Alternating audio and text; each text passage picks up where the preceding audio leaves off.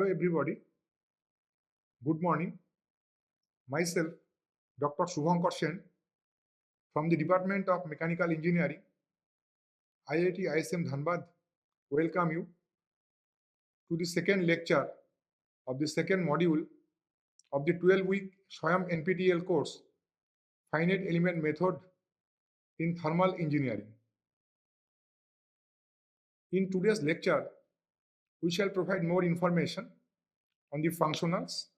We shall also briefly discuss the weight and shape functions. And finally, we shall derive the weak form of Poisson's equation of heat conduction subject to essential and natural boundary conditions. So in the first week, we have already introduced the concept of functionals, that is function of functions for a degree of freedom, temperature, for example,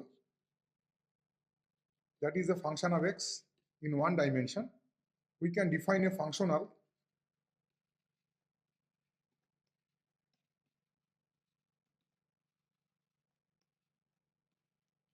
I of t equals to integration over function of x t dt dx d omega. Here it is a linear functional or functional in one variable or argument t. The linearity property of a functional is represented as L of alpha u plus beta v equals to alpha Lu plus beta Lv, where alpha and beta are scalars. This is the linearity property of a functional, where L is a linear functional. We have already mentioned that the bilinear functionals are denoted by the symbol capital V. Let us consider a bilinear functional capital B in two arguments u and v. A bilinear functional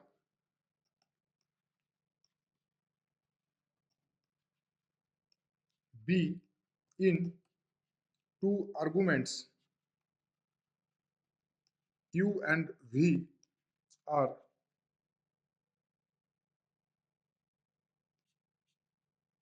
is symmetric if B of u comma v equals to B of v comma u. Then the two other properties of a bilinear functional are linearity in the first argument and linearity in the second argument. Here u is the first argument and v is the second argument.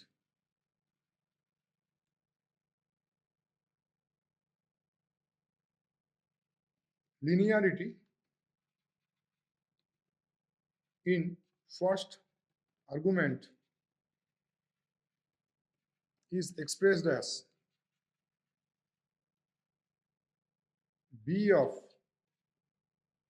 alpha u1 plus beta u2 comma v, where alpha and beta are scalars, equals to B of alpha u1 comma v plus B of beta u2 comma v equals to alpha into B of u1 comma v plus beta into B of u2 comma v. So this is the linearity property in the first argument. Similarly, we can define the linearity property in the second argument.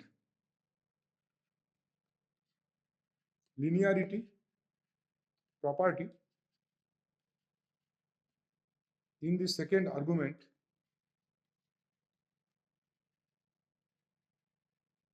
we can represent it as B of u comma alpha v1 plus beta v2 equals to B of u comma alpha v1 plus B of u comma beta v2. This is simplified as alpha B of u comma v1 plus beta B of u comma v2. Now we shall show the equivalence of the statement of weak form to the minimization of the quadratic functional, which is also known as the potential energy functional in case of solid mechanics. For that, we need to discuss some properties of the variation function. The variation delta, variation in a variable, this operator is similar to the differential operator in the calculus. So properties of this variation operator is listed below. Delta operating on u plus or minus v equals to delta u plus minus delta v.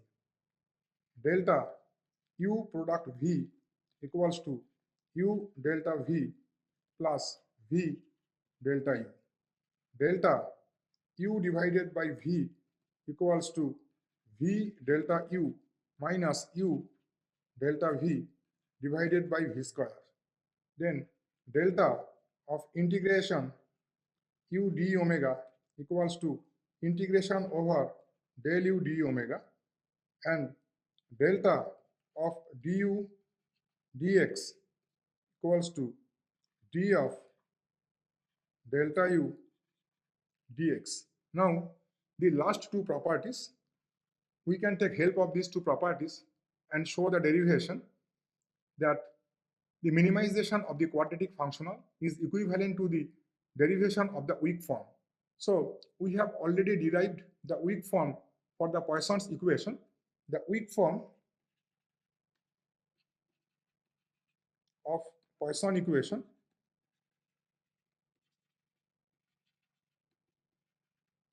is given by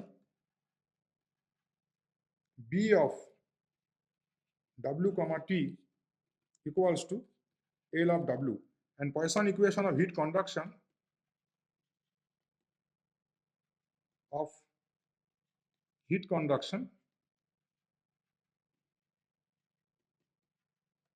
K del square T plus Q equals to 0. This is the strong form. We are showing it without the boundary conditions. Now, we have already shown that the variation in a property and the weight function, they have identical features. It means that the variation in temperature, it represents the difference between the exact value of temperature and the approximate value of the temperature, where Th the approximate value, and this delta T, it vanishes at eta g. Similarly, W, the weight function, equals to 0 at eta g, and del T is not equals to 0 at locations other than eta g. Similarly, W is not equals to 0 at locations other than essential boundaries.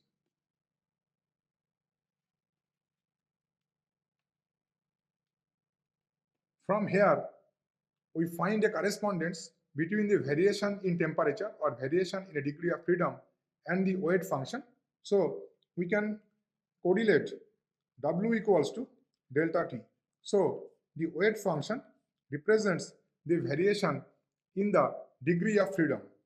This relationship we can use in the weak form, which we have just written in the previous slide. The weak form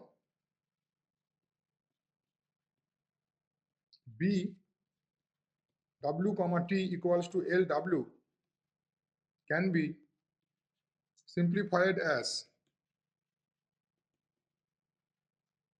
B del T comma T equals to L of del T, B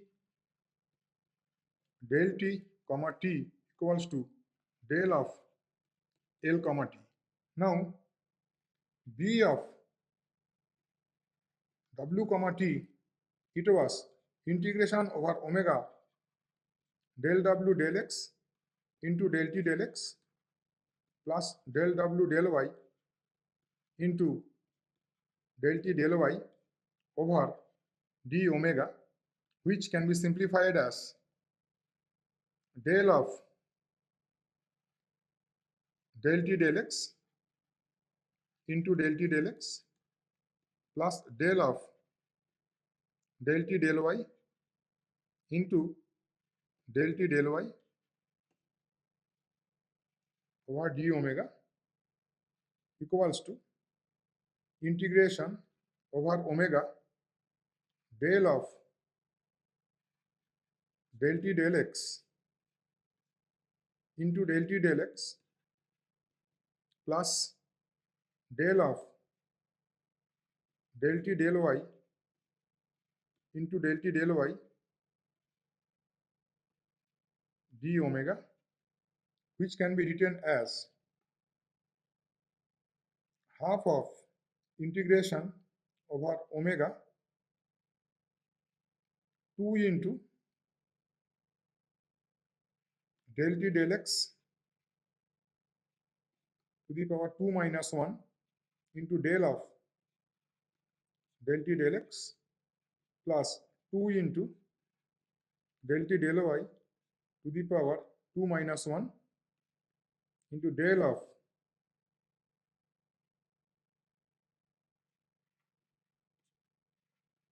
del T del X over d omega, which can be simplified as half integration over omega del of del T del X whole square plus del of del T del Y whole square d omega. So we can simplify B W comma T or B del T comma T equals to half of integration over omega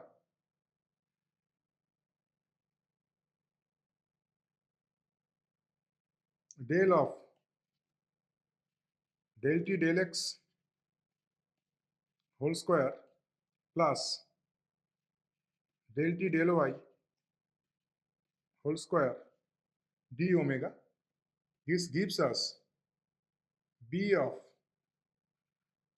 del T comma T equals to half of del of integration over omega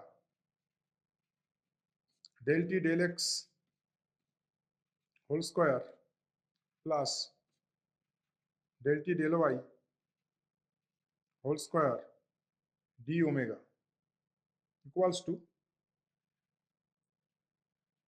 delta by 2 into B T comma T. Therefore, the weak form was B W comma T minus LW equals to 0 or B del T comma T minus L of del T equals to 0 or B of del T comma T minus del of LT equals to 0 or delta by 2 into B of t comma t minus delta L of t equals to 0 equals to del of half into B of t comma t minus L of t equals to 0. Now we define the quadratic functional for this particular problem as quadratic functional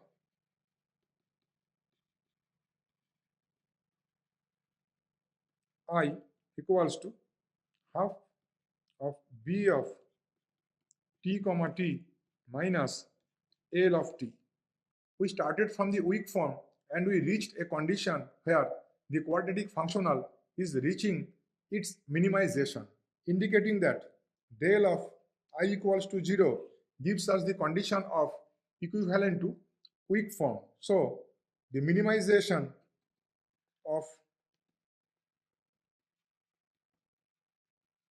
quadratic functional is equivalent to the determination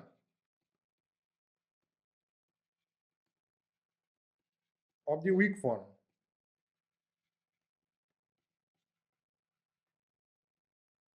Now we discuss the features of shape functions in brief.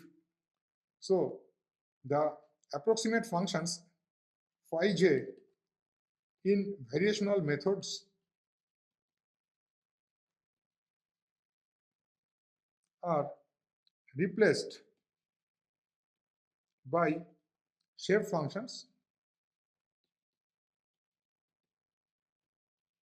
psi j in the finite element method.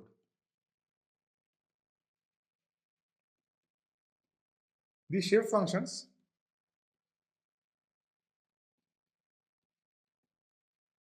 are algebraic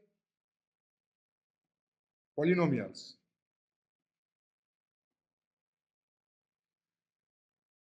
We have two types of shape functions. Shape functions of Lagrangian type and of Hermite type. In thermofluids, we use the Lagrangian shape functions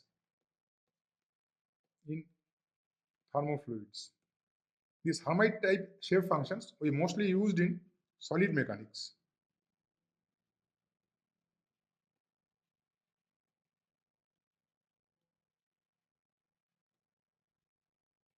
In the coming classes, we shall discuss about the shape functions in more details.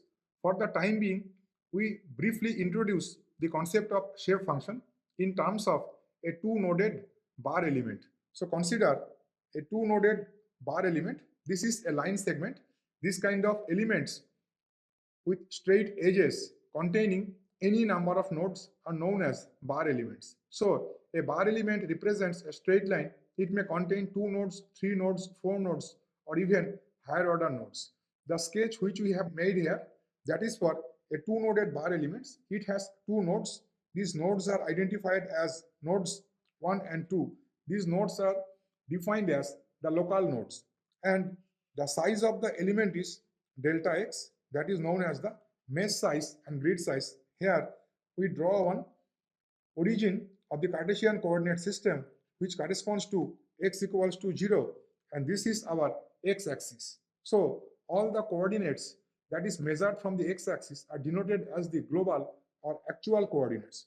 For node 1, the global coordinate measured from the origin, this is denoted by the symbol x1e, and for the global node 2, the coordinate is denoted by the symbol x2e.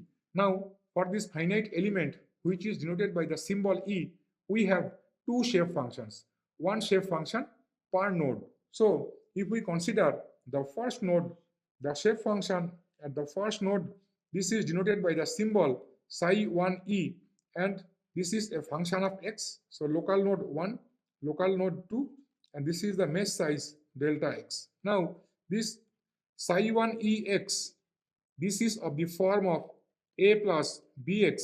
So without derivation, we just give the expression of psi1ex here. This is obtained as x2e minus x by delta x. So we can write it as minus x by delta x plus x2e by delta x. So this is minus m1x plus c1. So the negative slope, it indicates that this line is having an obtuse angle. Okay, and so the orientation of this straight line is matching with its negative slope. Now for the same element at the second node, it has one shape function. That shape function is denoted by the symbol psi2e. So this is the shape function psi2e. This is the mesh size delta x. So this expression for psi2e, it is given as psi2e x equals to x minus x1e by delta x. So this is x by delta x minus x1e by delta x. This is m2x plus c2.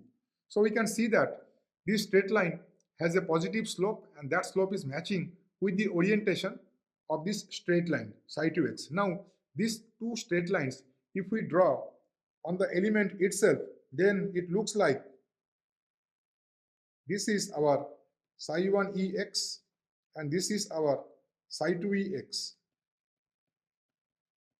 These kind of shape functions are known as the Lagrangian shape functions. This is the set of Lagrangian shape functions for the simplest bar element with two nodes. These Lagrangian shape functions, they are known as C0 continuous functions. For derivation of Lagrangian shape functions, we only need that the degree of freedoms must be continuous at the interfaces of elements or at the nodes. It means that if temperature is the degree of freedom, the evaluation of shape function depends on the continuity of temperature at the nodes 1 and 2. If we go for the Hermite shape function, derivation of Hermite shape function requires that the temperature, means we don't use it for temperature. I say that the degree of freedom and its derivative, they have to be continuous at the nodal points. These Lagrangian shape functions, they satisfy two properties. So Lagrangian shape functions are C0 continuous. Their derivation depends on the continuity of the degree of freedom at the nodes. As I have told that the derivation of Hermite shape function, it requires that the degree of freedom and its derivative both must be continuous at the nodal points. Because of this, the Hermite shape functions, they require stringent continuity requirement. Their Hermite shape functions are C1 continuous. Now, two properties of Lagrangian shape functions are the sum of shape functions for a given element, it should be 1. It means that psi ie summation over I equals to 1 to nen equals to 1. Nen means number of nodes per element. So if nen equals to 2, this gives us that psi1e plus psi2e equals to 1. This is a basic feature, and it considers and it satisfies one more property, psi ie at xje equals to delta ij. It means that the value of psi1 will be equal to 1 at node 1. At other nodes, for example, At node 2, the value of psi1x is 0. So psi1ex equals to 1 at node 1, psi1ex equals to 0 at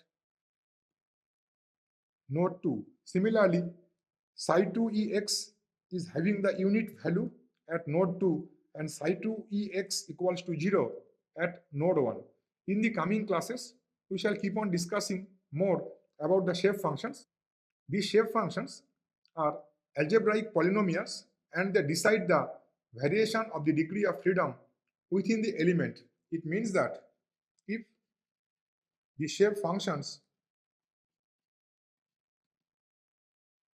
are linear, then the degree of freedom varies linearly within the element. We know that the trial solution Tx, it is represented in variational method as Tx equals to Cj phi jx plus phi 0 in variational methods.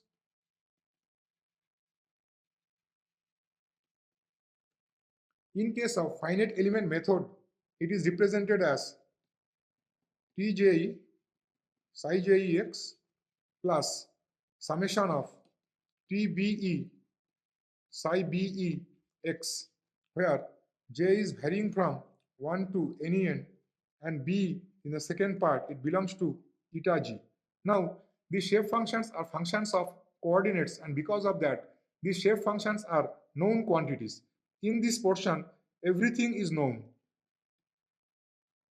Here psi jx is known but tjx, these are unknown. So overall the first part it is unknown. Cj in the variational method, that is equivalent to the nodal values Tje. Cj is known as the nodeless coefficient and Tj is the nodal degree of freedom. Nodal DOF, Cj is nodeless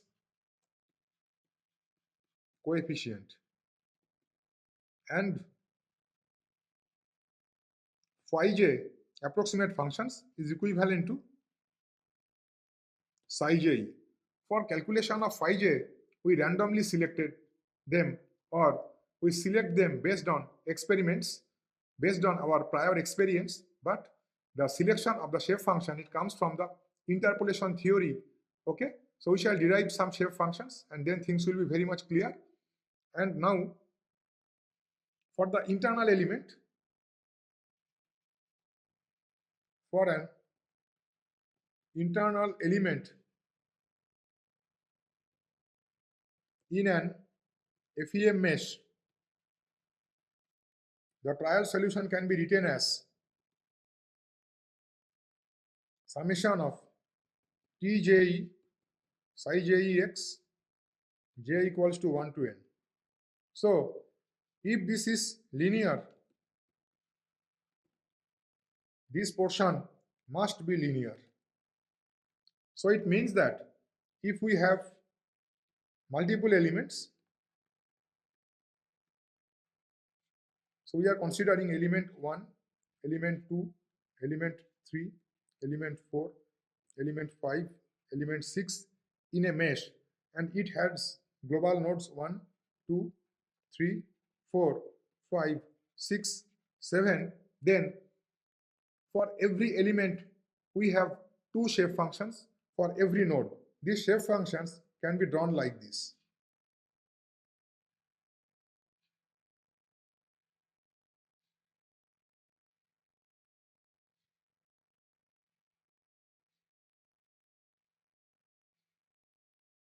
So the first shape function, this is psi11. The second shape function is psi21. The third shape function is psi12. The fourth shape function is psi22, and so on. So if we note the shape function at the junction of two elements, then we see that these are two successive elements. This is element E and this is element E plus 1. So E can be 1, E plus 1 can be 2. If we note the shape functions here, so here we can see that at this particular node capital N, we have the shape functions from element E and element E plus 1, and we see that there is a symmetry with respect to node N. So this shape function is psi 2E and this shape function is psi 1 E plus 1. So psi 2E and psi 1 E plus 1 show symmetry about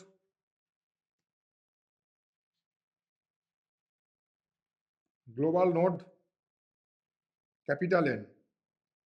Such shape functions are used in Galerkin FEM. Now we shall illustrate the derivation of quick form of a given differential equation, and from there we shall also construct the element level matrix equation system. Before that, I mentioned few information about the finite element method. The finite element methods were first introduced in 1906. FEM-like methods were first introduced around 1906. In 1960, R. W. Clough first introduced the term finite element. The advantages of using finite element methods are as follows.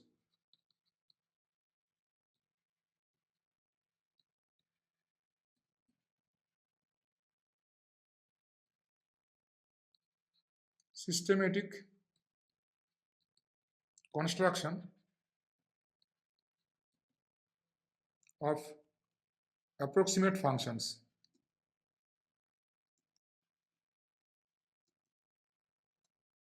Number 2, handling of complex geometry problems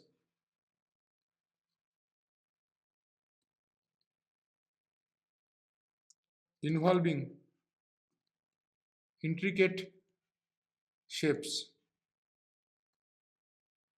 Number 3, no need of coordinate transformation.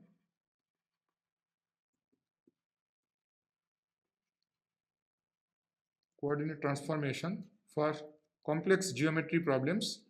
Complex geometry problems. Number 4 is that the natural boundary condition becomes part of the weak form and hence its treatment becomes straightforward. We simply add the NBC contribution to the element level load vector. Then we have flexibility in selecting element types. Number 6, FEM preserves symmetry of the Laplacian operator in the AT equals to B system. So it is found that when you use the finite element method on the elliptic partial differential equations. Those are the symmetric self-adjoint problems. We find that the algebraic system equation, those are in every case the system of linear algebraic equations are symmetric, but it is found that in finite difference method the matrices may be asymmetric if we use one-sided differencing for the natural boundary condition problems. The last is the high accuracy associated with FEM.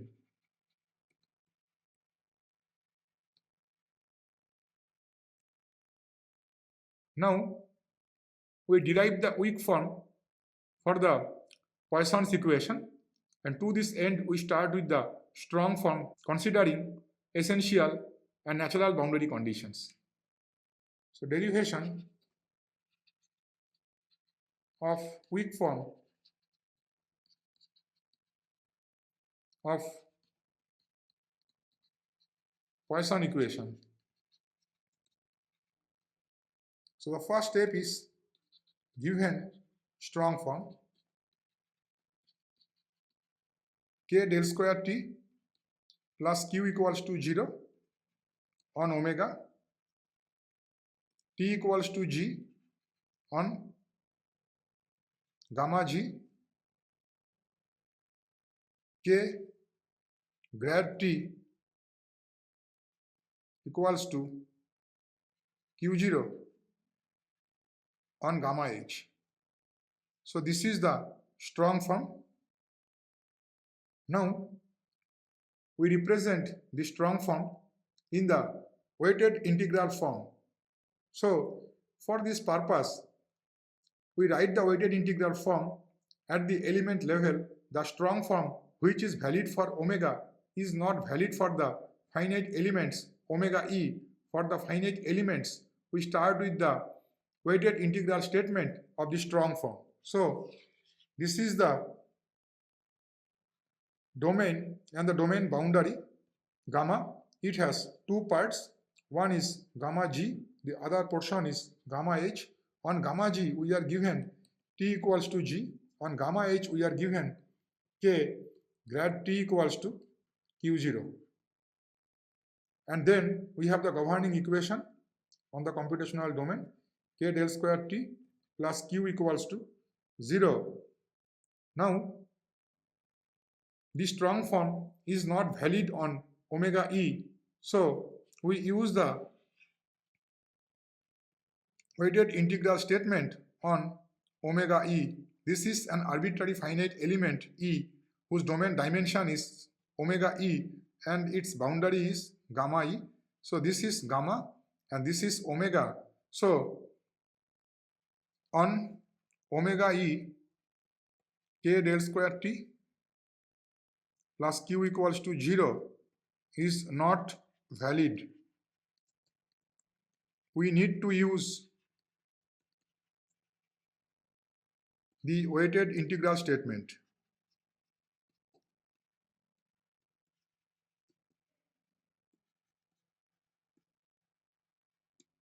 So for omega e, the governing equation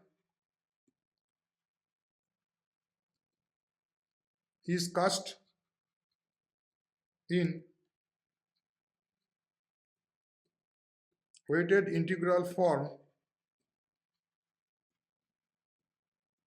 as integration over omega e wx k del square t plus q d omega e equals to 0. This is a big difference with respect to the variational method. When we are going for the finite element method, then we are writing the governing equation on individual finite elements and we are using the integral form of the governing equation. Now to perform this integration we have to take help of the Green-Gauss theorem, because here we have used the vector form of the governing equation. So it is not in one dimension or two dimension or three dimension. It is written in terms of nabla square. So it means that this is the generalized equation. So this omega, this can be represented in terms of x, y, z, not only x alone. Okay. So we can split this equation as integration over omega e. Let us consider that thermal conductivity is constant. We can keep it outside.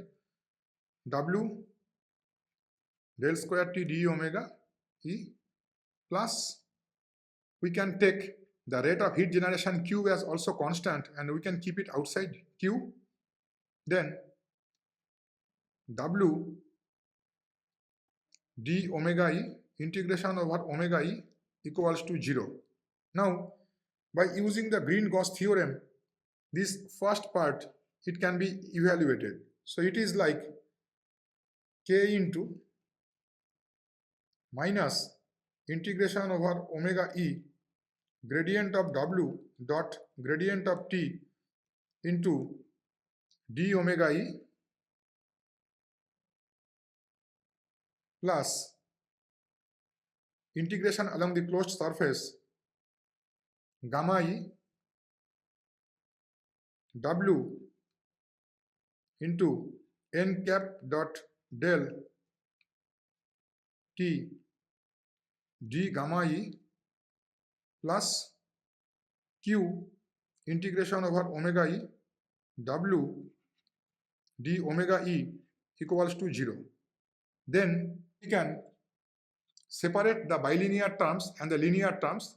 The terms in which W and T both are present, they construct the bilinear section, and the remaining terms, they form the linear section. A small correction here. K grad T can be replaced by K del T del N.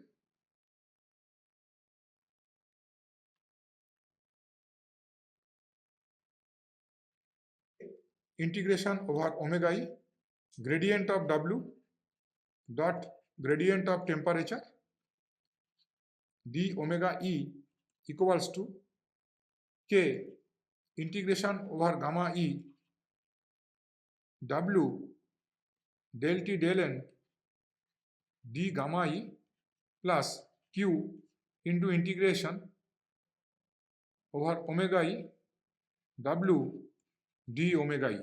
So this is the weak form of the given Poisson equation.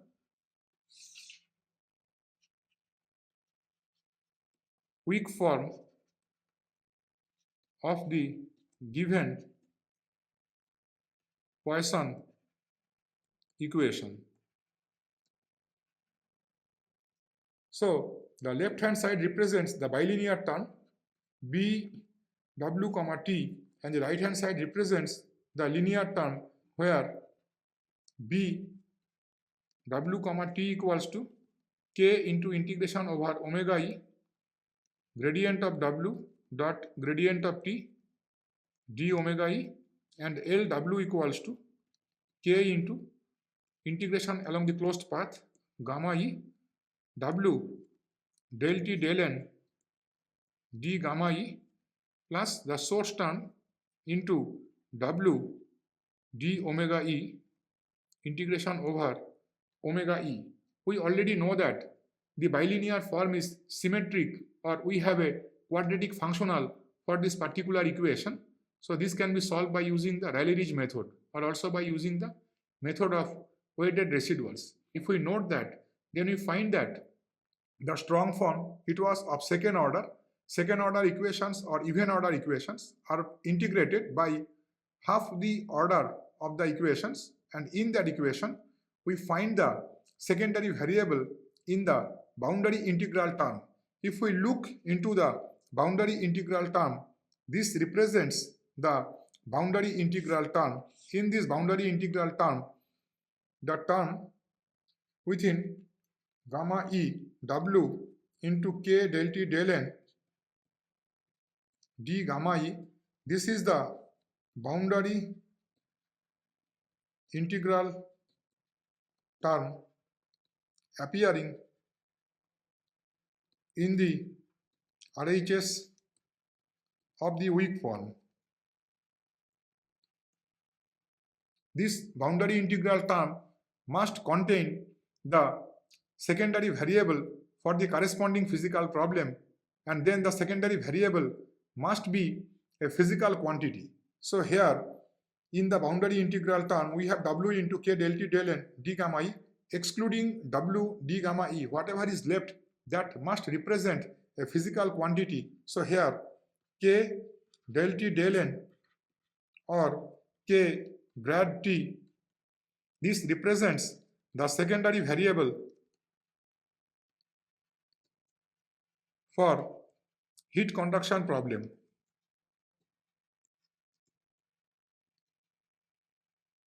So this is a property of the weak form, that the secondary variable must be present in the weak form.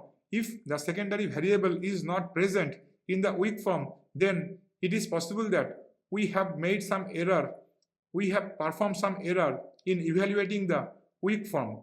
A governing equation can have multiple weak forms, but the weak form that contains the secondary variable in the right hand side represents the correct weak form. In thermofluid problems, we have mostly the second order partial differential equations. So for evaluating the weak form, we have to perform only one time integration.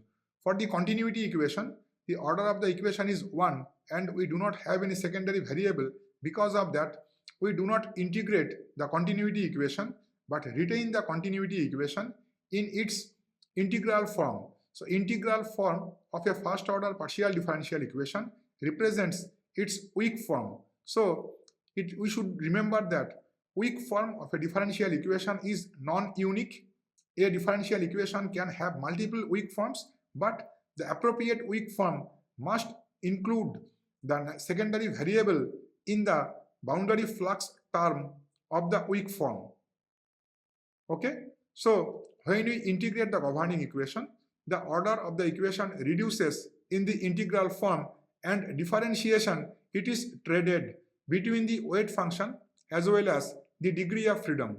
In the original equation, we had second order in the temperature. Now W was having its algebraic form, but now W appears as del W del X in the weak form left hand side portion. It means that differentiation is distributed evenly between the weight function as well as the degree of freedom.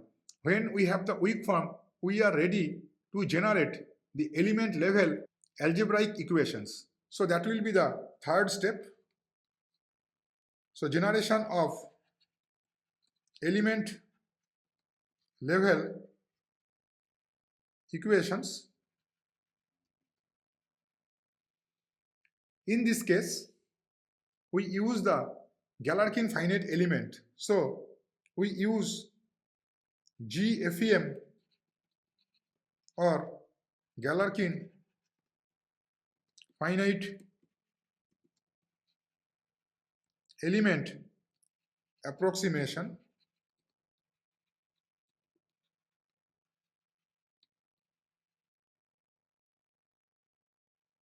for heat diffusion problems.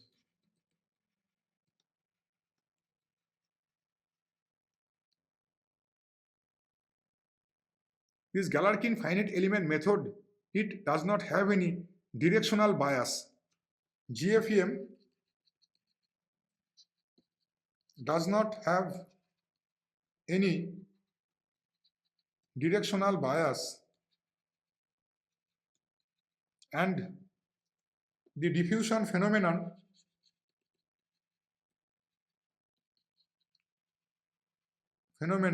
is isotropic or independent of direction. Therefore, diffusion problems must be discretized using GFEM and not by using PGFEM. PGFEM is Petrov-Galerkin formulation.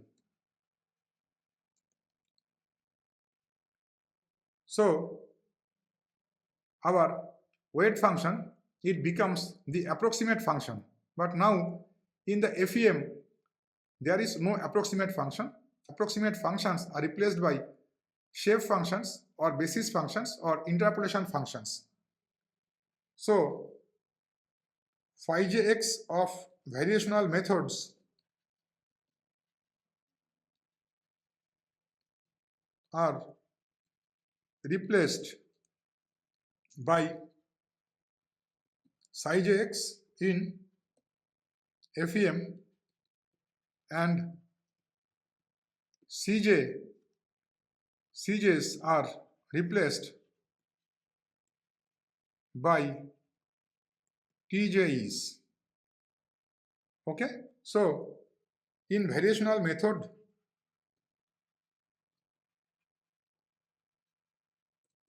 we had W equals to phi jx, but in GFEM, we use Wx equals to psi IEx, and then the trial solution in variational methods, it was trial solution in variational method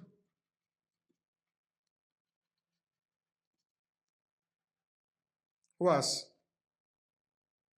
Tx equals to summation Cj phi jx plus phi 0. Trial solution in GFEM is Tx equals to summation Tje psi je x, where j varies from 1 to nen plus summation of TBE psi be x, where b belongs to eta g. Now this nen represents number of element nodes in a mesh. So this is the finite element. It has 4 local nodes. For this case, nen equals to 4. Eta g is the set of EBC nodes. It means that the trial solution in GFEM is split in 2 parts. Tx equals to Thx equals to unknown part plus known part, or Thx equals to summation of Tje psi jex. This is the unknown part, and the known part is coming from the essential boundary part, summation of Tbe psi be belongs to x, where b belongs to eta g.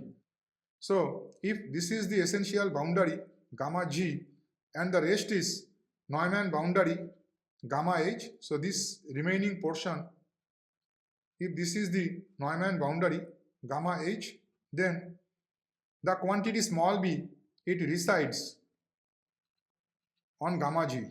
So b nodes, they are part of the set of essential boundary nodes. So here we already had the weak form as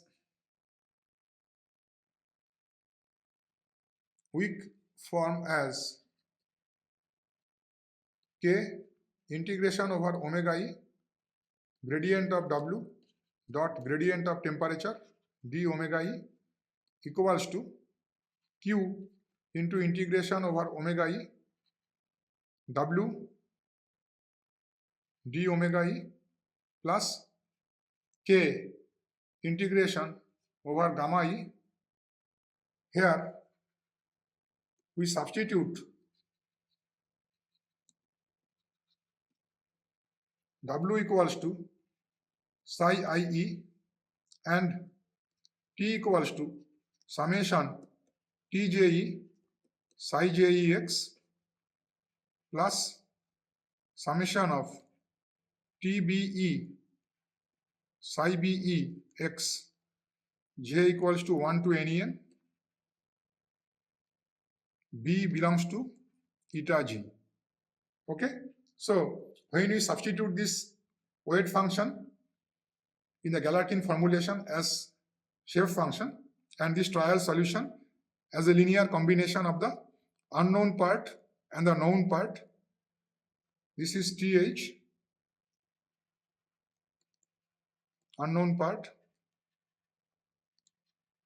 known part, then we know that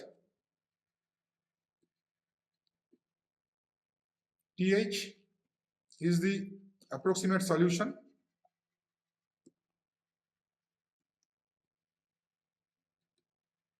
and we write it as T. In the weighted integral statement, omega E W K del square, this T we could have written as TH plus Q d omega equals to 0. We have written TH, but we should always remember that once we have written in the weighted integral statement, this T represents the approximate solution, where H represents the approximation, and generally we write it as T, but this T is the approximate solution. So if we substitute here, then we find it as K integration over omega E gradient of psi IE dot gradient of summation over TJE psi JE, J belongs to 1 to NEN, plus summation over B belongs to eta G TBE psi BE d omega E equals to Q integration over omega E psi IE d omega E plus K into W del T del N d gamma E over gamma E. Now we can simplify this portion as K into summation over J equals to 1 to NEN gradient of psi IE dot gradient of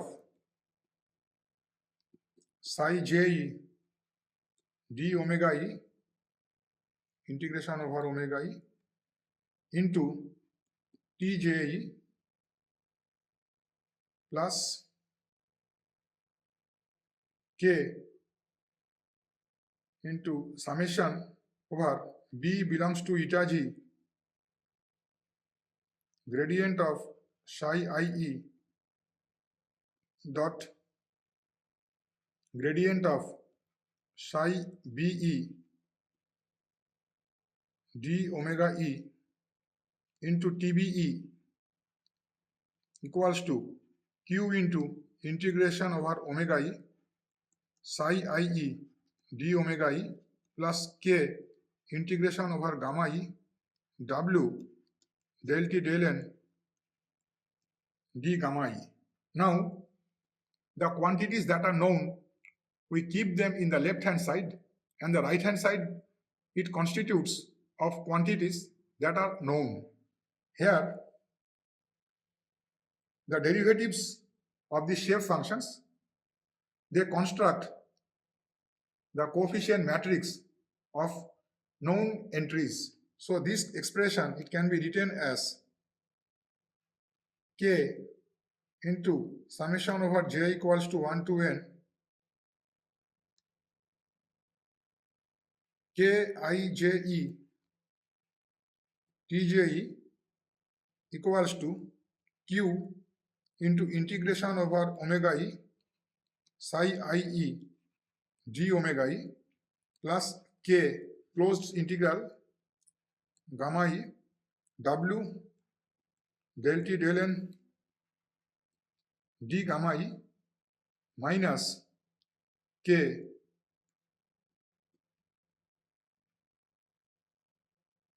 into summation of b belongs to eta g k ibe tbe, where kije equals to integration over omega e gradient of psi ie dot gradient of psi je d omega e and kibe equals to thermal conductivity into integration over omega e gradient of psi ie dot gradient of psi be. Small correction here. This k should not be considered here. This k should come here and here. D omega e, it was missing. Summation over kije tje equals to fie j equals to 1 to nen, and this is the ith algebraic equation.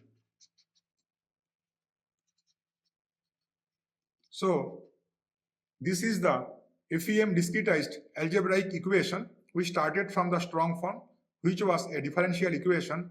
We ended up with an algebraic equation system. So PDE or ODE, then we get the system of algebraic equation. The intermediate step, this is known as discretization. So this discretization we have performed using finite element method. So this discretization part is part of an FEM solver. In a finite element program, when we perform the discretization is part of the solver, and after the solver is implemented, we get the system of algebraic equations that is written as AT equals to B or KT equals to B. Once we have this matrix equation system, we can use linear algebra and then we can find the temperature distribution. So in this algebraic equation system, this is element level algebraic equation systems, which can be written as kije tje equals to fie element level algebraic equation at the ith node of the eth element. So if this is our finite element, this is element E. So these are our local nodes 1, 2, 3 and 4. So for this case, our matrix will look like K11E, K12E, K13E, K14E, K21E, K22E, K23E, K24E, K31E, K32E, K33E, K34E, K41E, K42E, K43E, K44E. This is the element level stiffness matrix. This is Ke. The degree of freedom vector is T1E, T2E, T3E, T4e, and the load vector is F1e, F2e, F3e, F4e. The degrees of freedom we can show here as T1e, T2e, T3e, and T4e. This is the global coordinate system XY. Here our Kije, it was K integration over omega e gradient of psi ie dot gradient of psi je d omega e. It means that this Kije, if we go for 2 dimension, we can write it, we can expand it in 2D. We can write Kije equals to thermal conductivity into integration over omega del psi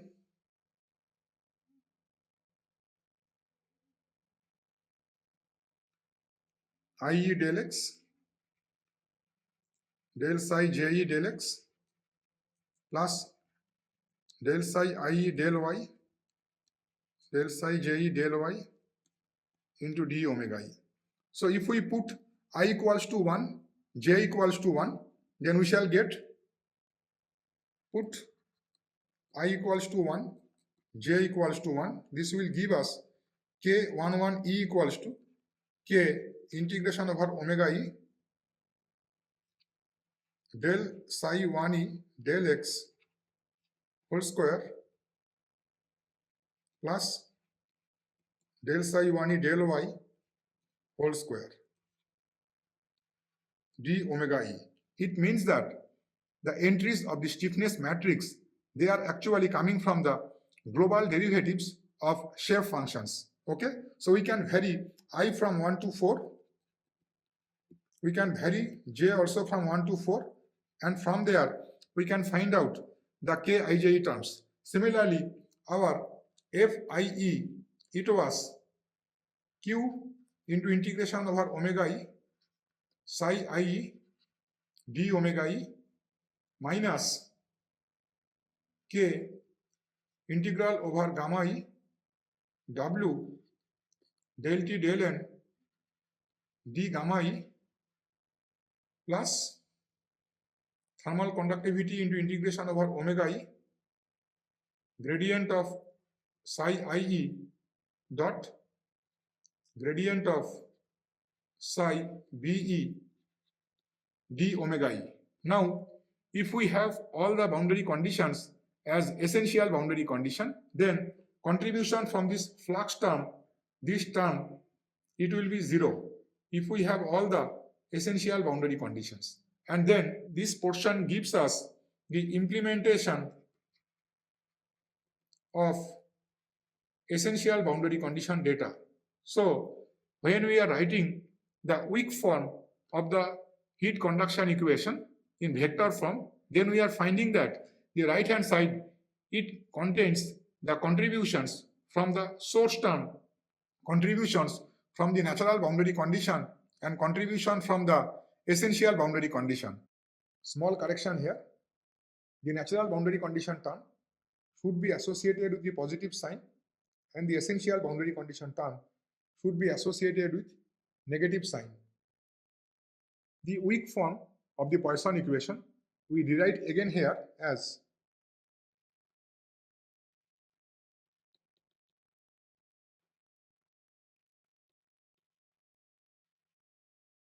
gradient of psi ie dot gradient of psi je d omega e tje equals to q integration over omega e psi ie d omega e plus k into integration over gamma e psi ie del t del n d gamma e minus k into summation over b belongs to eta g integration over omega e gradient of psi ie dot gradient of psi be d omega e into tbe. Now, this portion, it is understood that the first part, it comes from the source term of the governing equation. The second portion, it comes from the natural boundary condition term. And then the last portion, it comes from the essential boundary condition term. So this expression, it can be written as summation of kije tje, where j equals to 1 to nen equals to fie,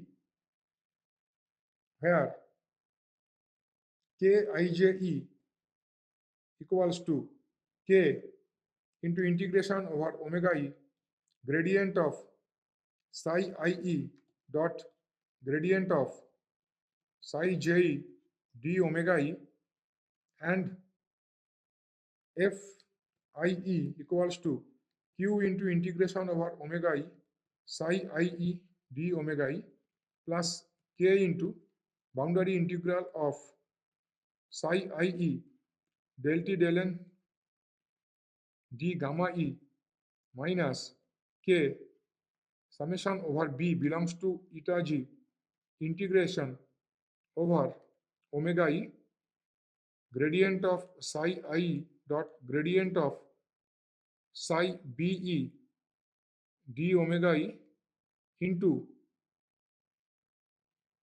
tbe, where b belongs to eta g.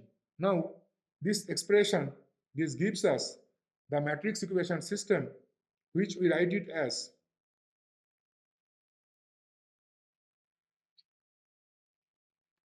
ke te equals to fe. So the size of the matrix is nen by nen. This is nen by 1. This is nen by 1 for a single degree of freedom like the Poisson equation case. Now we can split this Fe term and Ke term into contributions from different boundary conditions. So this matrix, this is Ke T,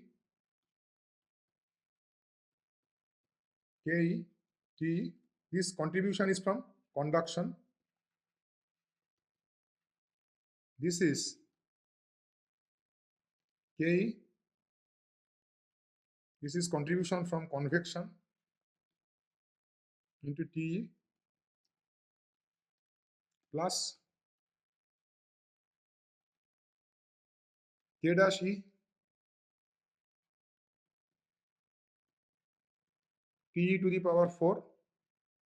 This is contribution from radiation. And then on the right side we have Fe, where Fe equals to Fe due to source term plus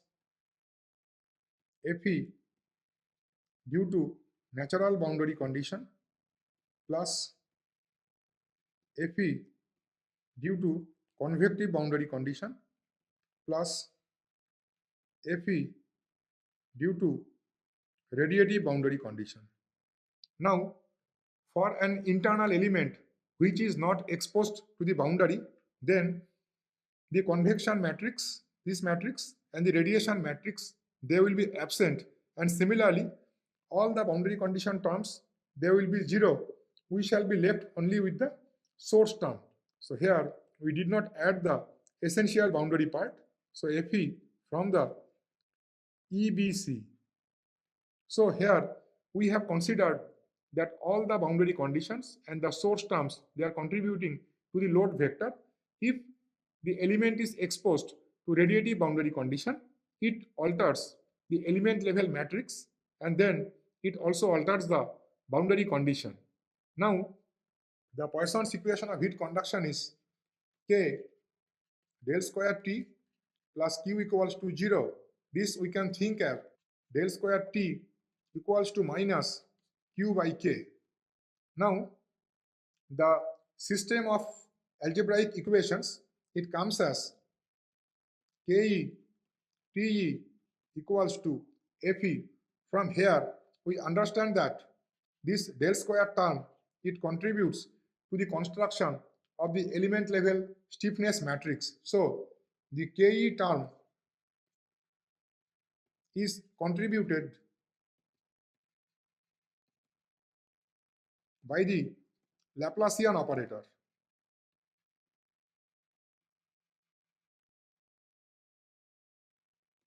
Whereas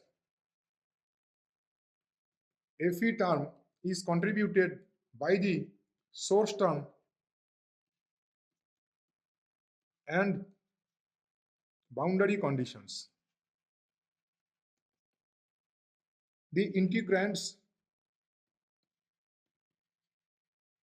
such as integration over omega gradient of psi ie dot gradient of psi j d omega equals to k integration over omega del psi ie del x del psi j del x plus del psi ie del y del psi j del y d omega I are computed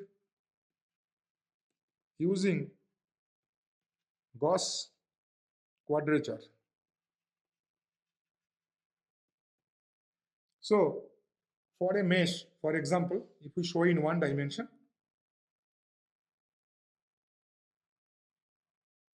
we construct, this is element 1, element 2, element 3, element 4, element 5. We construct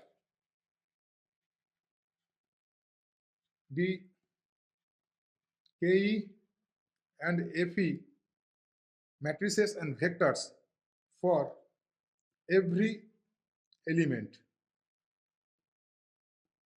Now, if we look into this particular mesh, we have the global nodes as 1, 2, 3, 4, 5, 6. So these circles, they are known as the element numbers. These numbers are known as global node numbers. Now, this global node number 2, it is common to elements 1 and 2. It means that the matrix equation for elements 1 and 2, they contribute to the global equation at global node 2. Okay? So it means that we need an assembly of element level matrices and vectors to construct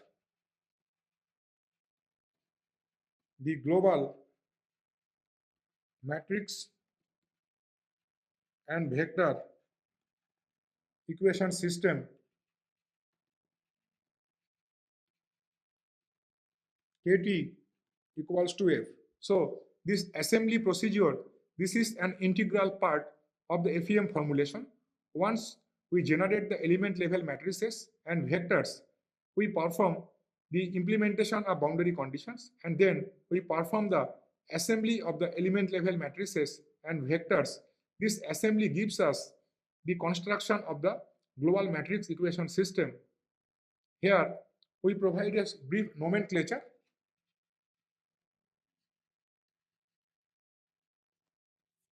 For variational methods,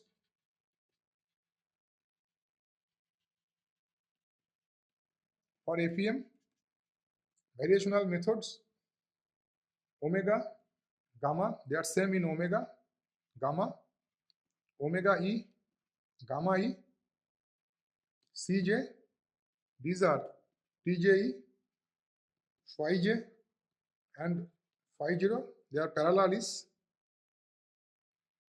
psi j. Then we have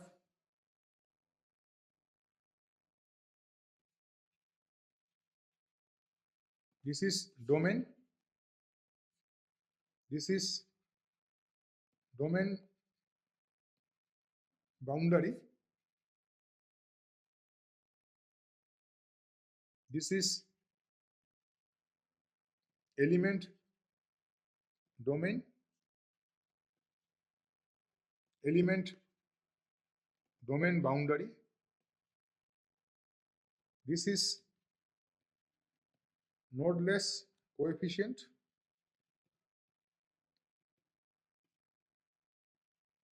nodal degree of freedom at jth node of eth element psi j e. This is shape function e, a finite element. Phi j and phi 0, they are approximate functions.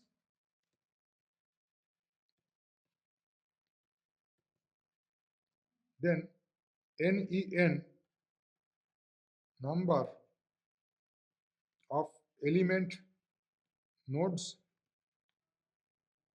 ndof nodal degree of freedom, numel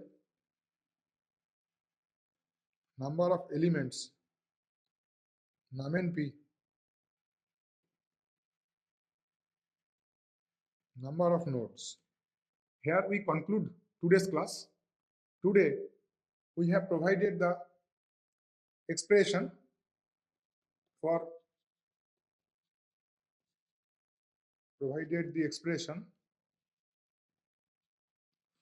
quadratic functional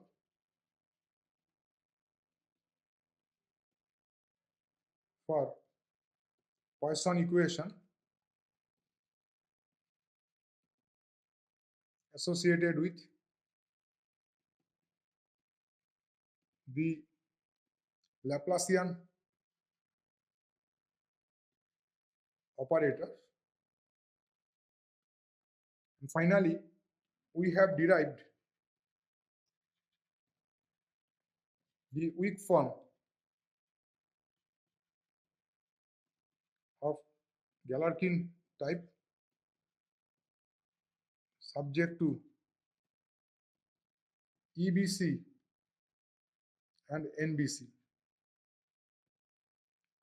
For today's class, I recommend the text by Professor J. N. Reddy.